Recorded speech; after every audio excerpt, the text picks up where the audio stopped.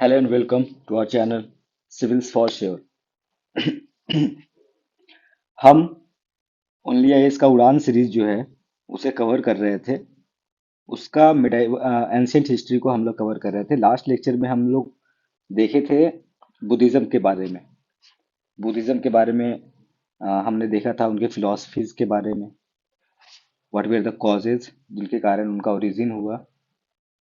Important concepts which were related with Buddhism and great events and related symbols which are used in Buddhist culture to symbolize Buddha. And then we also saw कि संघ क्या होता है, बोधिसत्वास क्या होते थे, और बुद्धिस्ट काउंसिल जो हुई थी चार, वो कहाँ कहाँ हुई, किन उन्होंने चेयर किया, किन के समय में हुआ। तो हमने काफी डिटेल्स में चीजों को बुद्धिज्म का जो है लास्ट लेक्चर में देखा था। हमने डिफरेंट स्कूल्स ऑफ बुद्धिज्म जो बाद में बना उनके बारे में भी डिस्कस किया, और फिर मिसलेनियस डिफरेंट टाइप ऑफ चीजों को we discussed with the concluding part कि what were the contribution Buddhism का सोसाइटी में क्या क्या रहा।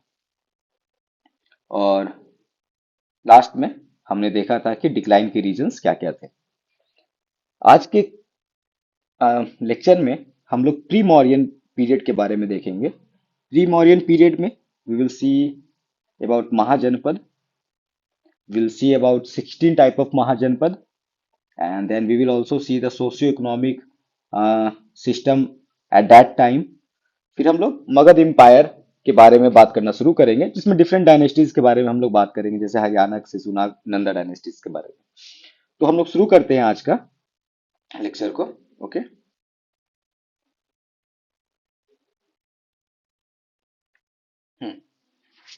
Pre Mauryan period.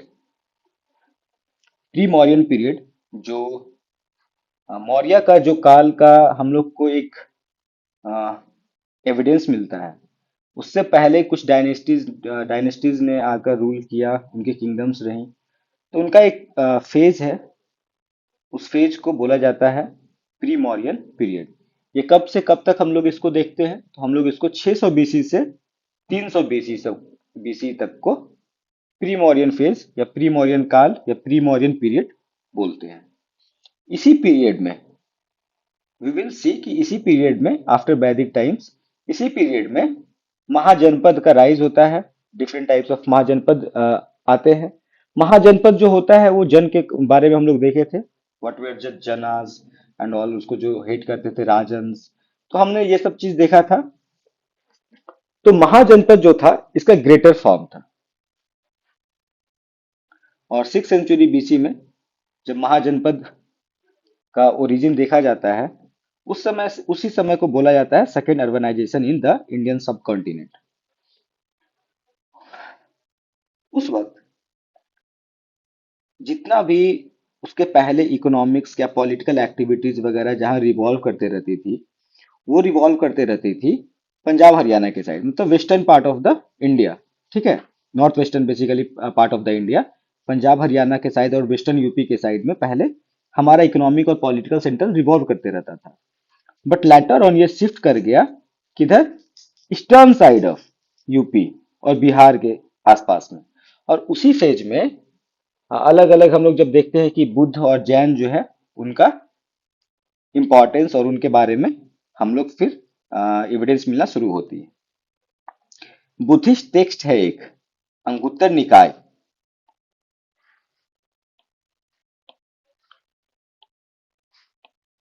अंगुत्तर निकाय इज अ बुद्धिस्ट टेक्स्ट, और अंगुत्तर निकाय में जो है नर्मदा और हिमालय के बीच का जो एरिया है उसको बताया गया कि वो 16 इंडिपेंडेंट स्टेट्स, और वो इंडिपेंडेंट स्टेट्स क्या बोले जाते हैं, महाजनपद। तो 16 महाजनपद में हिमालय से लेकर नर्मदा तक 16 महाजनपद में डिवाइडेड थे। You will also see this with map. और यही एक फेज था जिसमें जनपद जो बड़े साइज में, बहुत सारे जनपद मिल मिलकर बड़े साइज में महाजनपद का फॉर्मेशन लिए थे। इनके बारे में अलग अलग सोर्स जो मिलते हैं, एक तो अंगुत्तर निकाय जिसके बारे में हमने बात किया, और दूसरा है भगवती सूत्र, वो जैन का टेक्स्ट है। तो एक बुद्धिस्ट टेक्स्ट है अंगुत्तर निकाय, और एक Bhagavati Sutra Jain text. These are very very important जहां पे महाजनपद के बारे में हम लोग को एविडेंस मिलता है। Okay, now Magadh. सबसे पहले मगध एक पोटेंसी दिखाया था। एक तरह से समझ लीजिए कि एक पोटेंशियल दिखाया था, और उसके बहुत सारे रीजन्स थे वहां पे, वैसा रिसोर्स था उस समय का, वैसा एक शार्प माइंडेड रूलर आया, लोग आया to rule the thing, to lead the things. तो मगध उस समय एक पोटेंशियल दिखाया था जो कि इन सभी जनपदों में वो एम्पायर की तरह उभर सके। ओके, और हिस्ट्री में जो ये वाला जो पीरियड है, ये बहुत ज्यादा इन्फ्लुएंस्ड है, इसलिए भी जाना जाता है कि ये पीरियड बहुत इन्फ्लुएंस्ड रहा फिलोसॉफिकल मूवमेंट से, और कुछ मूवमेंट्स उसमें से बहुत ज्यादा ही डेवलप कर गई, बहुत ज्यादा ही स्प्रेड की, और जिन्हें हम लोग जैनिज्म और बुद्धिज्म से भी जानते हैं। हाँ, 16 महाजनपद के बारे में हम लोग देख रहे थे, तो इंडिया के मैप पे अगर हम लोग देखते हैं तो we will see from Kamboj which is in Afghanistan and the present Kashmir. तो इन दोनों का एरिया को जोड़कर कंबोज जो था वो एक महाजनपद था। यहाँ का एविडेंस जो है, यहाँ से हॉर्स वगैरह जो है ना इंडिया में इंपोर्ट किए जाते थे, तो इस कारण से भी कंबोज फेमस था। And then Gandhar. गंधार के जो शकुनी मामा का जिक्र हुआ करता है हमारे महाभारत में, तो ही वॉज फ्रॉम गंधार। तो गंधार की राजधानी तक्षशिला थी। या, तो उस समय का ये भी एक महाजनपद में था। तो क्या बोला गया है अंगुत्तर निकाय में, हिमालय से लेके नर्मदा तक, तो नर्मदा मतलब ऑलमोस्ट ऑलमोस्ट गुजरात तक। ठीक है, तो हिमालय से लेकर के, तो हिमालय के सबसे पहले क्या कंबोज, फिर क्या गंधार, उसके बाद कुरु। कुरु बहुत फेमस है महाराष्ट्र, क्या कहते हैं, महाभारत में। अगर आप महाभारत का ये जानते होंगे तो कहानी, सौरसेन, मत्स्य, पंचाल, पंचाल की पंचाली थी, और वत्स, छेदी, अवंती। जो अवंती हो गया प्रेजेंट गुजरात के आसपास में, प्रेजेंट महाराष्ट्र के आसपास में। ठीक है, फिर मल्ला, मल्ला रिपब्लिक था। अंगा, अंगा जो है हमारे बिहार में है। और मगध, मगध जो है उस समय का, ये सारे महाजनपदों में मगध जो है सबसे सुपीरियर पोटेंशियल दिखाता था, बिकॉज ऑफ मेनी रीजन। जैसे उस समय यहाँ पे हाथी वगैरह मिलते थे, एंड देन सेकेंड वाज कि आयरन का खोज हुआ था इस एरिया में, मगध वाले एरिया में, झारखंड एंड ऑल। तो दिस कारण ऑल्सो कि उन किंगडम्स में जितने भी थे उसमें मगध का काफी इंपॉर्टेंट रोल और काफी उसको इंपॉर्टेंट जगह दिया गया है। महाजनपद जो मिलते हैं उनके एविडेंस हमें इस तरीके से मिलते हैं कि बहुत सारे उनमें से मोनार्कियल भी थे, मतलब राजा रूल करता था, और बहुत सारे रिपब्लिकन भी था, means rule by the people. Okay, monarchies कहाँ कहाँ था, जैसे मगध में मोनार्कीज था, कोशाला में था, वत्स में था, आंती में था, अंगा में था, काशी में था, गांधार में था, सौरसेन में था, छेदी में था, और मत्स्य में था। रिपब्लिक जो है वो बहुत इंपॉर्टेंट है, because it is said to be कि रिपब्लिक और ये डेमोक्रेसी का जो कॉन्सेप्ट है वो सबसे पहले जो है यूएसए या यूके को जो भी क्रेडिट मिलता है for any sort of written non written and all. But हमारे यहाँ रिपब्लिक जो है महाजनपद से देखा जाता है, तो Malla republic, Vajji republic, Kamboj republic और Kuru republic, this were the four Mahajanapadas which, जहां पे रिपब्लिक का कॉन्सेप्ट था। ओके, और इकोनॉमिक के बारे में अगर हम लोग बात करते हैं, तो इकोनॉमी में बात करते हैं तो हम लोग यहाँ पे देखते हैं कि अलग अलग अर्बन सेंटर, जैसे अभी बिहार में देख लो अगर, तो पटना एक अर्बन सेंटर है, मान लीजिए कि मुजफ्फरपुर एक अर्बन सेंटर है। तो उस समय के सोसाइटीज में, महाजनपद के सोसाइटी में डिफरेंट अर्बन सेंटर्स देखा गया था। और सबसे पहला फर्स्ट यूज ऑफ क्वाइंस वो भी रिपोर्ट किया गया, जिसे पंच मार्क क्वाइंस, तो महाजनपद के एज का जो क्वाइंस होता है तो उसको क्या बोलते हैं। तो these are important terms, important things which should be like कि थोड़ा सा आपको अवेयर होकर जानना चाहिए, ताकि एग्जाम्स में ये पूछ देते हैं, they want to check your awareness in the UPSC exam, so आपको अवेयर होकर पढ़ना चाहिए। तो पंच मार्क क्वाइंस बोला जाता है उन्हें। Large scale use of iron tools, iron के टूल्स का इस्तेमाल, क्योंकि ये सब जो फेज है आफ्टर आयरन एज का फेज है। स्प्रेड ऑफ एग्रीकल्चर, और जो पॉटरी मिलती है, वेरी वेरी इंपॉर्टेंट, ये मैं बहुत बार बोल चुका हूँ अपने वीडियोस में, you need to know the pottery types of that civilisation, because pottery जो है बहुत कुछ स्पीक्स इटसेल्फ। तो इस समय का जो पॉटरी था that was type of north black polished pottery, NBPP, north black polished pottery. ये पहला पीरियड था महाजनपद का, जब ब्राह्मी स्क्रिप्ट अपियर होता है। और ब्राह्मी स्क्रिप्ट बहुत इंपॉर्टेंट है, अशोका के इंस्क्रिप्शंस वगैरह में जो है ब्राह्मी स्क्रिप्ट देखे जाते हैं। तो ब्राह्मी स्क्रिप्ट जो है सबसे पहले कब अपियर होता है, किस ये में, तो वो है मगध महाजनपद के फेज में। ठीक है। और टैक्सेशन, प्रोस्टिट्यूशन, ये सभी जो है जैसे ही एक स्टेट का फॉर्म आया, Mahajanapada was a type of state, तो जैसे ही एक स्टेट का फॉर्म आता है तो यहाँ पे पैसा के लिए, वेल्थ के लिए फॉर द स्टेट टैक्सेशन का पॉलिसीज आते हैं, और यहाँ पे प्रोस्टिट्यूशन वगैरह भी देखी गई। Now we will discuss about the 16 महाजनपदास। The first one was Kamboj, जिसका कैपिटल था राजपुरा या पूंछ। तो जो अभी का प्रेजेंट पूंछ है, वो कंबोज का कैपिटल था। ये अफगानिस्तान और प्रेजेंट जम्मू एंड कश्मीर में है। और ये जो है अपने हॉर्स ब्रीड के लिए बहुत फेमस था कंबोज। कंबोज, तो कंबोज के घोड़े जो है ना, वो महाभारत में बहुत जगह इस्तेमाल किए जाते थे। अश्मस अस्माकाज, अस्माका का कैपिटल था पैठान। और अस्माका कहाँ पे था, तो प्रेजेंट डे जो महाराष्ट्र का एरिया है उधर, अस्माकाज उधर के एरिया को, वहां के जो महाजनपद था उसका नाम था Asmakas. It was the only Mahajanapada situated to the south of Vindhya range. तो इकलौता महाजनपद था। This is very very very important, I am saying you. ये इकलौता महाजनपद था जो अंगुत्तर निकाय में जहां तक बता दिया गया है, विंध्या रेंजेस, ये विंध्या रेंजेस के नीचे था ये अश्माकाज। तो अश्माकाज जो है, it was the only Mahajanapada situated to the south of Vindhya range. Next is Vatsa. तो Ashmakas is very important, you need to remember this, okay.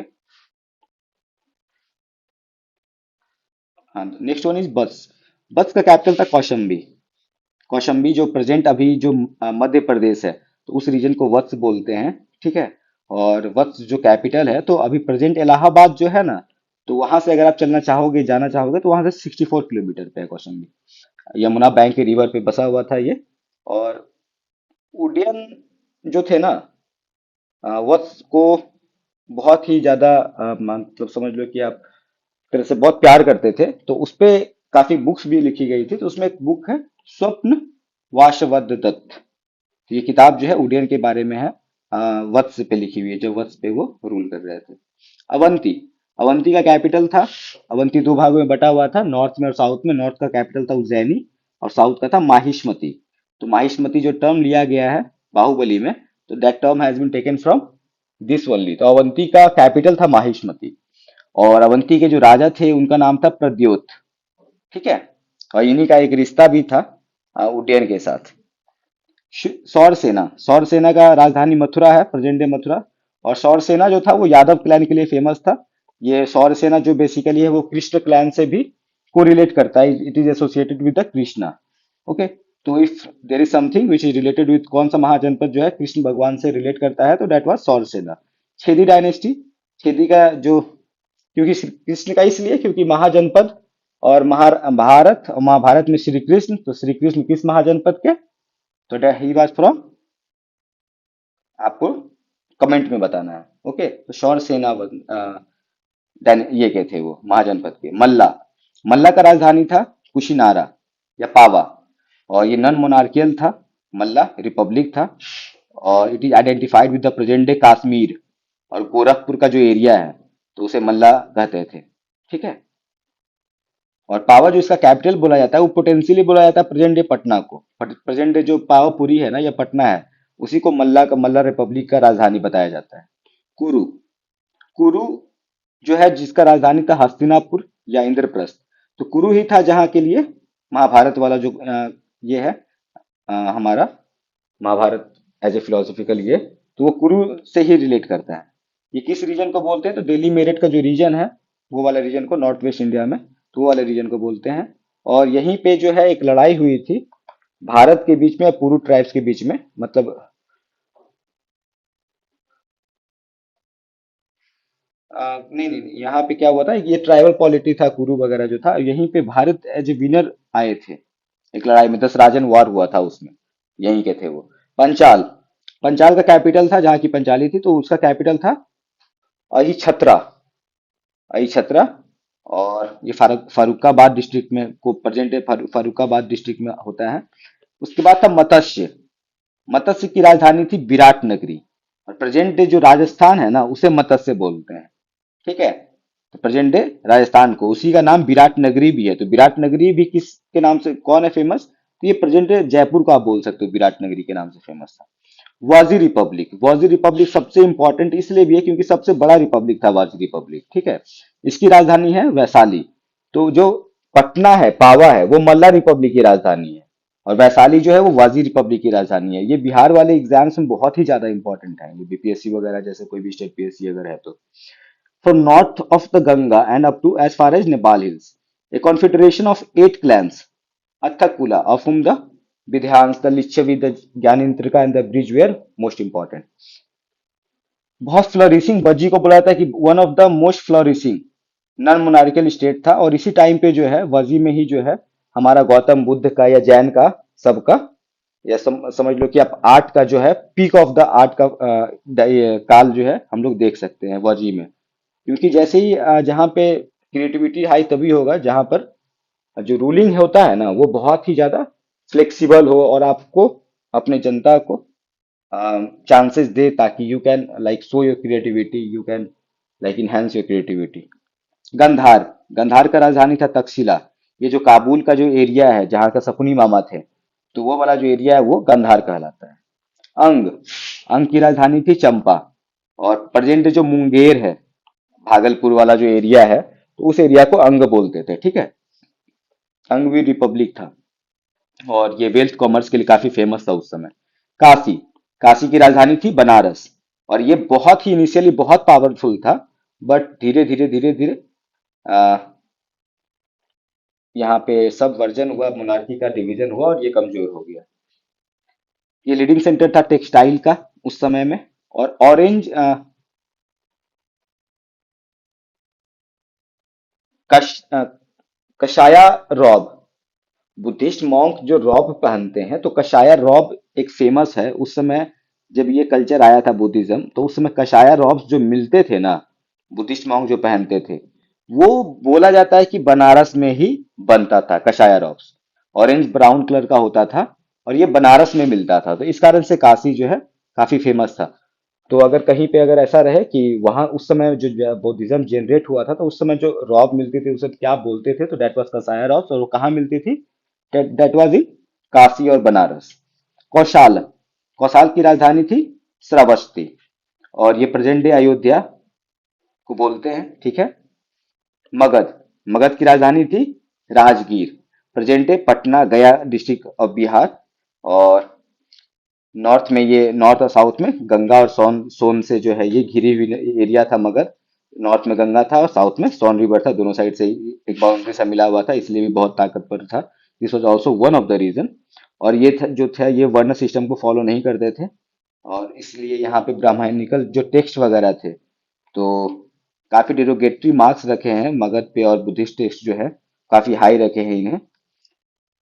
Anguttara निकाय में काफी यहाँ के राजाओं के बारे में जो डिटेल्स है मगध के राजाओं के बारे में, तो वो अंगुत्तर निकाय में, क्योंकि यहाँ के राजा जो है ज्यादातर पैट्रोनेज दिए थे बुद्धिज्म वगैरह को, तो इस कारण से इनके बारे में ज्यादातर डिटेल्स जो है वो अंगुत्तर निकाय में मिलते हैं, एंड नॉट इन द वैदिक text and all. Now will see the socio economic conditions जो प्रिवेल कर रहे थे सोसाइटी में महाजनपद वाले समय में। तो how was the economy at that time, how was the society at that time. Okay, तो we will see about that. Most urban settlement, ज्यादातर जहाँ पे अर्बन सेटलमेंट्स हुआ करता था वहां पे मर्चेंट्स और आर्टिसंस रहा करते थे। और वो लोग का अपना ऑर्गेनाइजेशन होता था।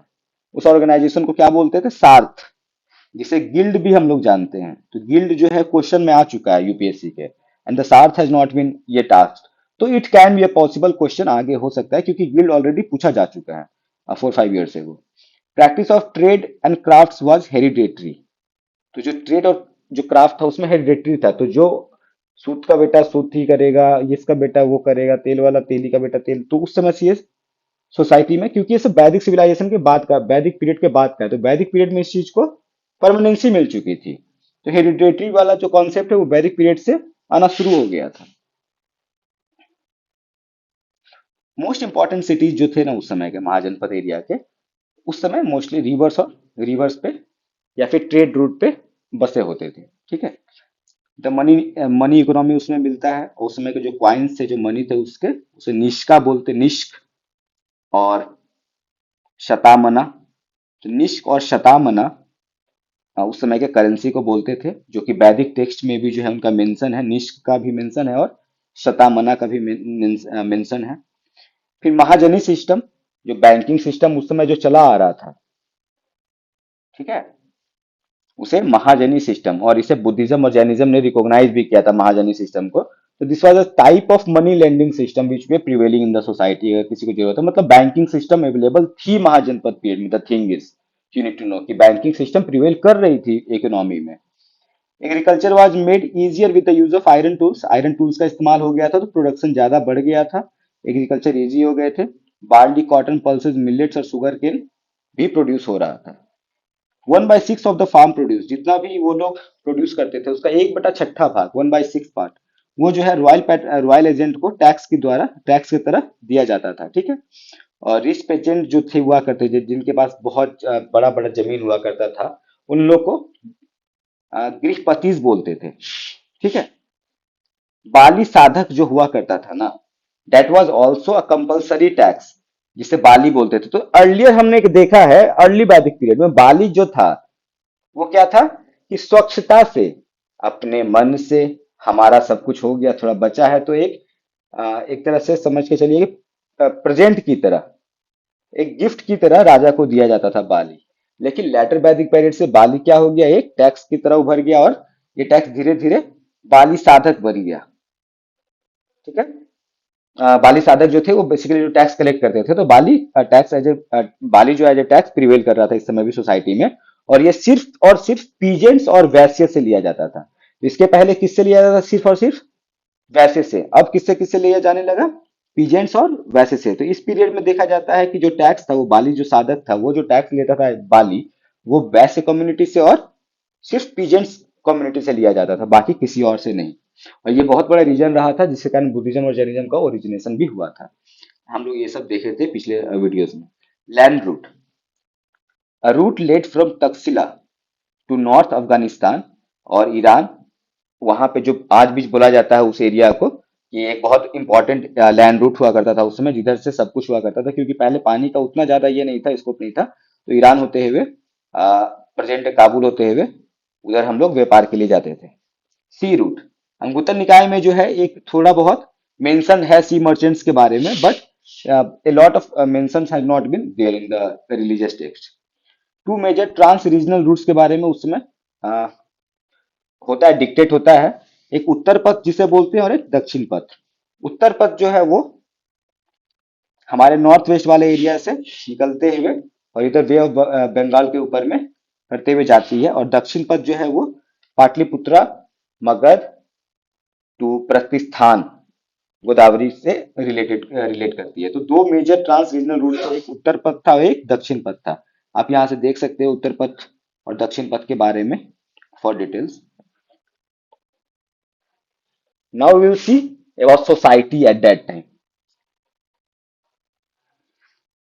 पाली टेक्स्ट जो था वो बताता है कि there were three type of society, three type of village that time. उस समय तीन तरह के विलेज हुआ करते हैं। तो जो विनय पिटक जिसे हम लोग जानते हैं, एक पिटक था जो, तीन पिटक बने था, विदम पिटक, विनय पिटक, सुत पिटक। तो विनय पिटक बताता है कि तीन तरह के गांव होते थे उस समय। टिपिकल टिपिकल विलेज, ठीक है, जिसमें अलग अलग कास्ट कम्युनिटी के लोग रहते थे, और उसको ग्राम भोजक या ग्रामिनी या ग्रामाक वो हेड करते थे। दूसरा तरह का टाइप जो था वो था सब अर्बन विलेज। तो वो क्राफ्ट विलेज टाइप का होता था, जहाँ पे कोई लोग जो प्रोड्यूसर वगैरह जब था जो रहते थे, वो सब लोग एक जगह मिलकर रहते थे, गिल्ड वगैरह बनाते थे, तो वही लोग मिलकर एक विलेज टाइप का फॉर्म देते थे, जहाँ पे पूरा का पूरा विलेज एक ही काम करता है। तो डेट वाज कॉल्ड सब urban village.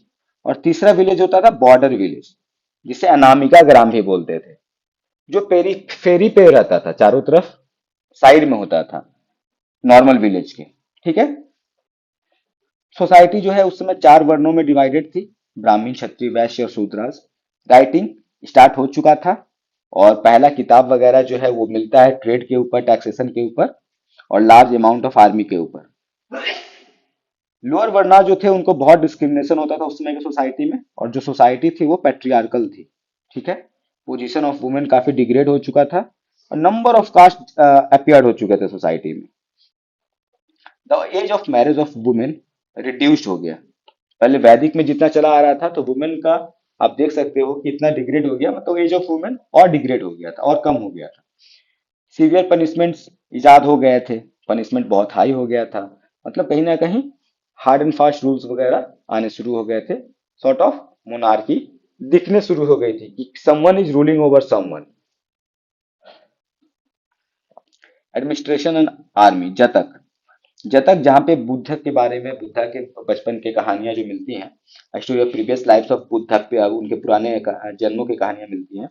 Mentions that land grades were given in favour of great religious leader. तो अगर कोई रिलीजियस लीडर वगैरह होते थे तो उनको लैंड ग्रेड्स मिलता था। The king was the highest administrative official who was supported by other officials called mahamantras, ठीक है, who performed functions of mantrin, minister and senanayaka, commander, जज, चीफ अकाउंटेंट। तो इस समय जो एडमिनिस्ट्रेटिव पोस्ट वगैरह जो है वो भी देखने को मिलता है जो किंग रखा करते थे। अनदर क्लास ऑफ ऑफिसर्स जो हुआ करते थे, जो इस तरीके का काम करते थे, वो थे आयुक्ताज। तो इस तरीके का जो भी ऑफिसर्स होते थे सबको क्या बोलता था ऑफिसर्स को? Ayuktas. Administration of the village was under a village headman. गांव का जो है एक विलेज का जो हेड हुआ करता था उसे क्या बोलते थे? ग्राम भोजक या ग्रामीणी या ग्रामिका। तो ये हेड करते थे गांव को। लार्ज, बहुत बड़ी बड़ी आर्मी भी उस समय देखी गई, ठीक है। और इसी समय में पहली बार हम लोग इंडियन लीगल और जुडिशियल सिस्टम का ओरिजिन देखते हैं। तो this was the period first time when we see या we mark the origin of Indian legal and judicial system. Okay, so हमने बहुत जल्दी जल्दी खत्म किया महाजनपद का एज को। 300 से 600 से 300 बीसी जो फेज है उसे महाजनपद का जो फेज है।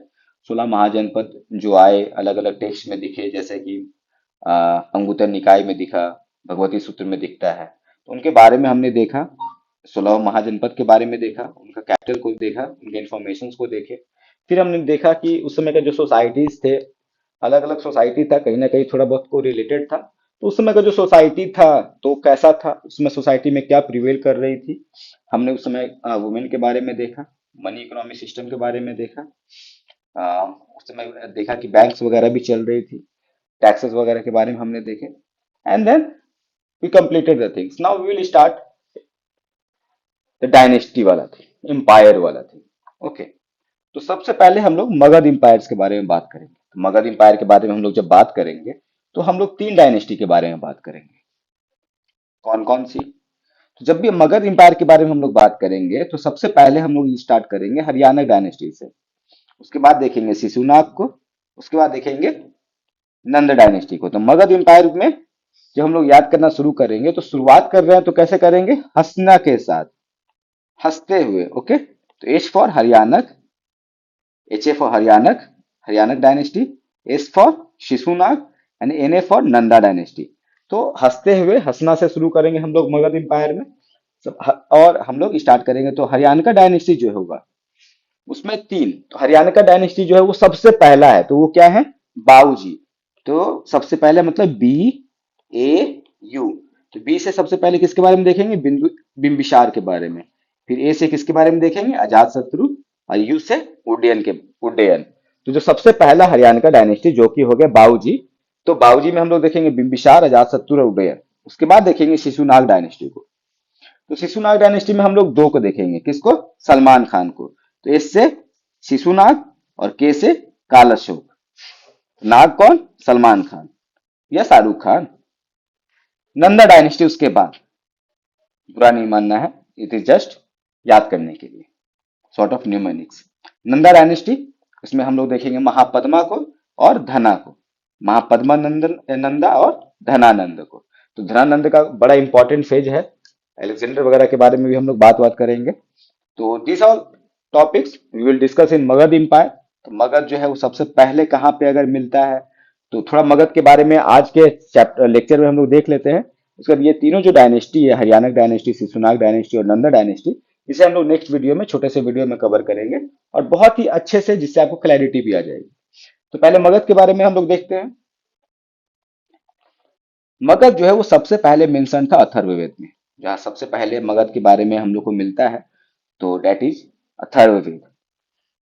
और इसी मगध के समय पे काशी, कौशाल, वाजी, ये सब बहुत इंपॉर्टेंट उस समय का कॉन्फिडरेसी रहा। ठीक है। जरासंध, जो कि बृहद्रथ का समझ के चलो कि नेक्स्ट जनरेशन जो था, बृहद्रथ का जो बेटा था या फिर उसका उत्तराधिकारी था, या उसके बाद जो अगला राजा था, जो कुरु वंश का था। ठीक है। तो वही मगध एम्पायर को जो है फाउंड किया था। तो who was the founder of Magadh empire? तो ही वाज जरासंध। तो Jarasandh, who was the descendant of Brihadrath, founded the empire in Magad. So this is very very important. Okay. ऐसे जब जरासंध का नहीं रहता तो फिर हम लोग बिंबिसार से लेकर, तो बिंबिसार को बोलते हैं क्योंकि बिंबिसार जो है हरियाणा डायनेस्टी का सबसे पहला रूलर है। बट जहां पे अगर जरासंध का भी नाम है, then play well, play cautiously. If Jarasandh is there, तो टिक आउट फॉर जरासंध। अगर जरासंध नहीं है, तो फिर मगध एम्पायर को बिंबिसार में आप टिक कर सकते हैं। Magadh emerge victorious. और जब ये सब पॉलिटिकल वगैरह जब लड़ाई हुआ था, तो उसमें हम लोग जो बात कर रहे थे, तो मगध जो है, इनमें जो बात कर रहे थे कि पोटेंशियल वगैरह का, तो ये सब में आपस में जब लड़ाई हुआ था, तो फिर मगध जो है पॉलिटिकल एक्टिविटी के जो वहां पे होता था, एक सेंटर जो था, तो वो इमर्ज हुआ एज ए विक्टोरियस। ठीक है।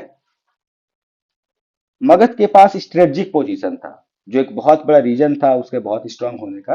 वो दो नदियों के बीच में था। ऊपर में कौन सी नदी थी? गंगा। और नीचे में सोन। हमने ये बात भी कर रखा था। तो इस गैंगेटिक वैली, और इस कारण से वहां का जमीन भी काफी फर्टाइल था। तो जो पहले अपना पेट भर लिया, वो तो ऑटोमेटिक मजबूत हो गया ना। उसके पास ऑटोमेटिक बहुत कुछ हो गया खाने के बाद। तो पहले से ये फर्टाइल एरिया, दो साइड से बाउंड्री रिवर की। तो आयरन ओर्स मिले हुए थे यहाँ पे राजगीर के पास में। कॉपर के डिपॉजिट थे गया के पास में। ठीक है। आयरन के डिपॉजिट थे राजगीर के पास में, कॉपर के डिपॉजिट थे गया के पास में। तो इसको नेचुरल एसेट भी मिला हुआ था। तो इस कारण से मगध जो है बहुत ही स्ट्रांग होल्ड पोजिशन उस समय के सोसाइटी में पकड़ा हुआ था। ठीक है। इसका कैपिटल क्या था? तो राजगीर। आज का जो राजगृह है, जिसे बहुत ही आज के डेट में बहुत इन्फ्लुएंशियल बनाया जा रहा है, बहुत ही अच्छा सुंदर बना दिया गया है। तो राजगृह, प्लीज विजिट राजगृह। तो उस समय का जो कैपिटल था मगध का, वो राजगीर था। First king of Magadh was Brihadratha. और लेटर बृहद्रथ डायनेस्टी बनता है। लेकिन मगध जो है फाउंड किए थे, वो इनका जो ये थे डिसेंट थे, वो थे जरासंध, वो मगध फाइंड किए थे। During the reign of Bimbisara and Ajatashatru, prosperity of Magadh सबसे अपने जेनिथ पे चला गया। तो इस कारण से हम लोग जब बात करते हैं, तो हम लोग बिंबिसार और अजात शत्रु से बात करते हैं, क्योंकि उस समय जो है एक फॉर्मलाइजेशन मिल गया था चीजों को। ठीक है। मतलब एक फॉर्मलाइजेशन मिल गया था एम्पायर को।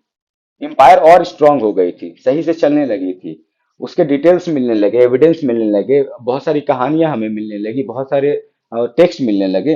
तो यहाँ से बहुत इंपॉर्टेंट भी हो जाता है, क्योंकि यहाँ से हम लोग को डिटेल्स मिलती है। तो जो मेजर डायनेस्टी, यहाँ से जो हरियाणा डायनेस्टी, जिसे हम लोग बिम्बिसार अजातशत्रु के बारे में बात करेंगे, उसके हम लोग शिशुनाग, नंदा के बाद कॉजेस, जिसके कारण इनका डिक्लाइन हुआ। And later we will see कि हाउ फॉरेन कौन कौन से जो थे वो उस समय आकर अटैक वगैरह किए थे। तो we will see about them. And till then, do like, share and subscribe our channel Civils for sure, ताकि थोड़ा मोटिवेशन मिले और मैं जल्दी जल्दी वीडियोस और इन चैप्टर्स को जल्दी जल्दी खत्म करूं। एंड या let's revise together. Thank you very much.